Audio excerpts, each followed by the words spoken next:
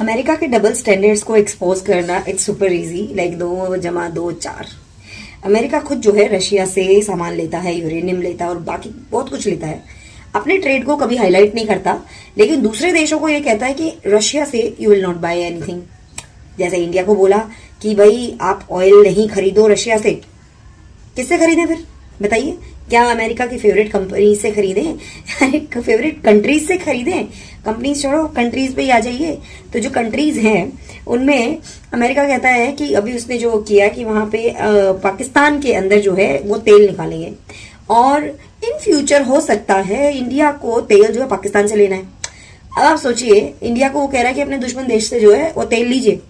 क्यों? क्योंकि ये मेरा दोस्त है। तो अमेरिका में देखिए, कई बार हमारे ना इंडियंस की सेंटिमेंट ना बड़ी इजीली मैनिपुलेट हो जाते हैं।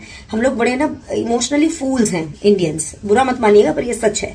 क्योंकि अमेरिका को जो आज जिस रूप में हम देखते हैं वो हम इंडियंस ने ही बनाया है, इस बात में कोई झूठ नहीं है। ठीक है, एक लाइन भी चलती है कि Chinese made China, Indian made America. अब हम बेवकूफ कैसे हैं, हम इतनी छोटी छोटी बातों में ना मान जाते हैं, हम पीछा सब भूल जाते हैं। किसी ने हमारे साथ बुरा किया वो भी भूल जाते हैं बहुत जल्दी। तो अब अमेरिका के अंदर हमारे जैसे इंडिया की लोग वहां बस गए।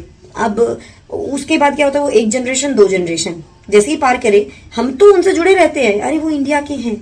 लेकिन आप जानते हैं जो बच्चा अमेरिका में पैदा हुआ और वहीं पे बड़ा हुआ तो उसके सेंटिमेंट इंडिया को लेके ऐसे कोई खास मजबूत नहीं होंगे। जब भी प्रेसिडेंट के इलेक्शन आते हैं तो हमको लगता है कि ये इंडिया के मूल का निवासी है, यानी इंडियन पेरेंट्स हैं उसके, पर एक्चुअल में तो वो है तो अमेरिकन ना, अमेरिका में बड़ा हुआ बच्चा है वो।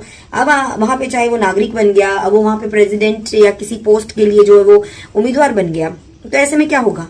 क्या वो इंडिया के बारे में सोचेगा? सॉरी, ऐसा नहीं है। तो इंडियंस जो है यहाँ पे हो जाते हैं इमोशनल फूल, अरे ये तो इंडियन पेरेंट्स है इसके। तो भाई चाहे ट्रम्प हो, चाहे कोई हो, चाहे बाइडेन हो या कोई भी हो, ये सब जो है जब प्रेसिडेंट बनेंगे तो इनकी प्रायोरिटी सिर्फ अमेरिका के इंटरेस्ट होंगे, ना कि इंडिया के।